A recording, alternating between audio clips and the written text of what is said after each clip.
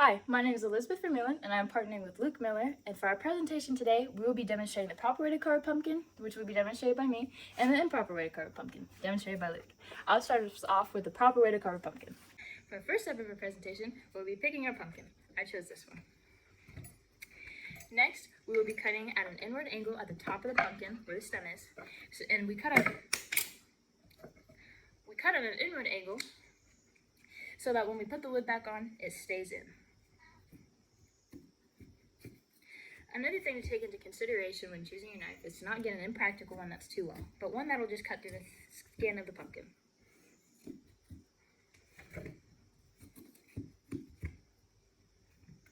Alright, and now that we're done, we can open up our pumpkin.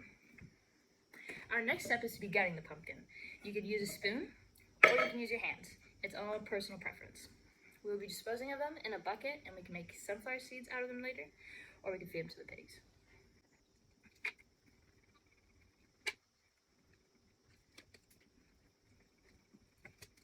And now that we've gutted the pumpkin, we can start on the designs.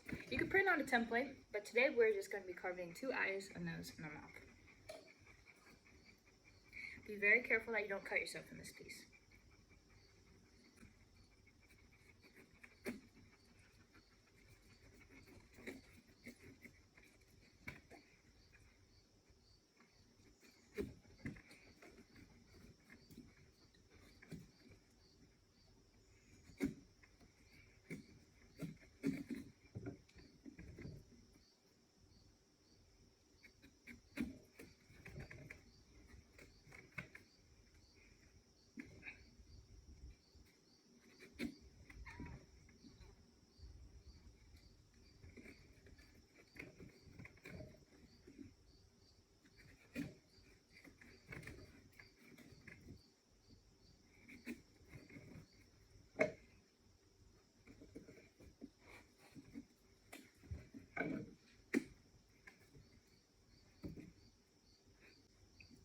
And to start, we have the 2 eyes.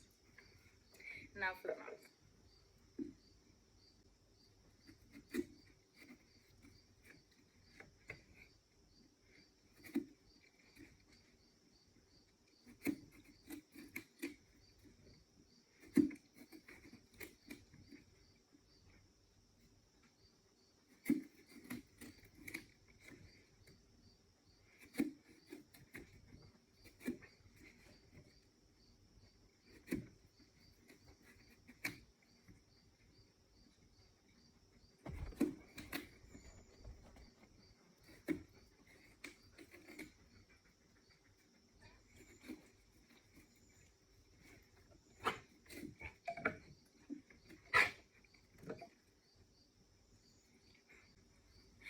And here's our mouth for our pumpkin. It doesn't have to be perfect, just whatever you do. I'm going to give him a little nose now. I think he deserves a nose.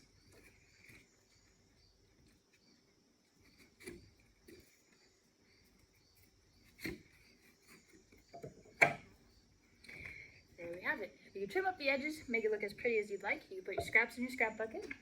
There we go. And your lid should sit right on top. Now, we're going to get the candle. Now that we have our candle lit and put inside our pumpkin, I'm Elizabeth Vermeulen, and that concludes our presentation on the proper way to carve a pumpkin.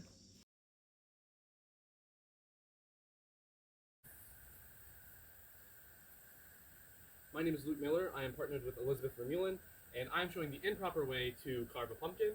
Right now, we are doing cutting off the top of the pumpkin, and typically you use just a small knife. You can use a bigger one, and I find that using serrated knives is easier. It cuts the top off easier, but this isn't big enough for what we're thinking, so I think we should go with, like, it's not big enough either.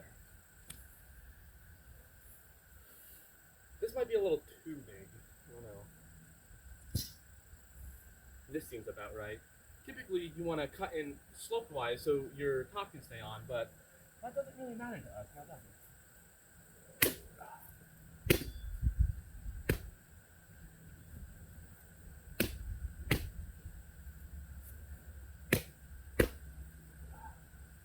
Put the top off of our pumpkin, and you can just carve off. You might have some extra flesh, like I do.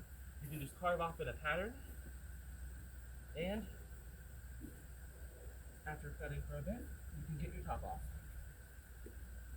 Now that you've cut the top off of your pumpkin and you've emptied out its guts, it's time to carve.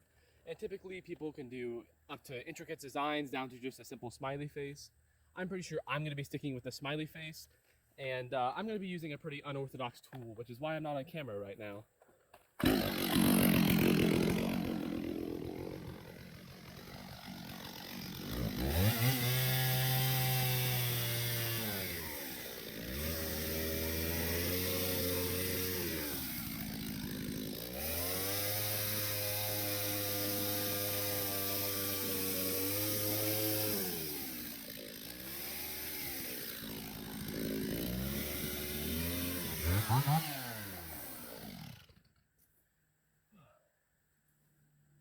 Look at that award-winning smile.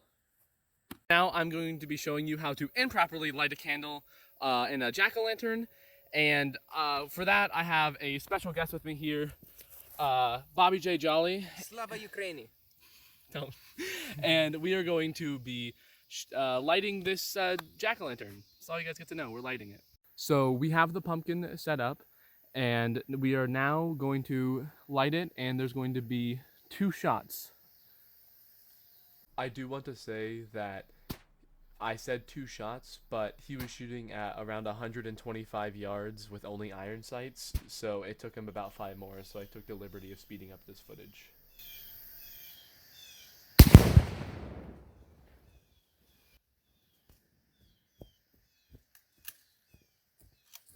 Slava Ukraini. And that, guys, is how you improperly light a candle in a pumpkin.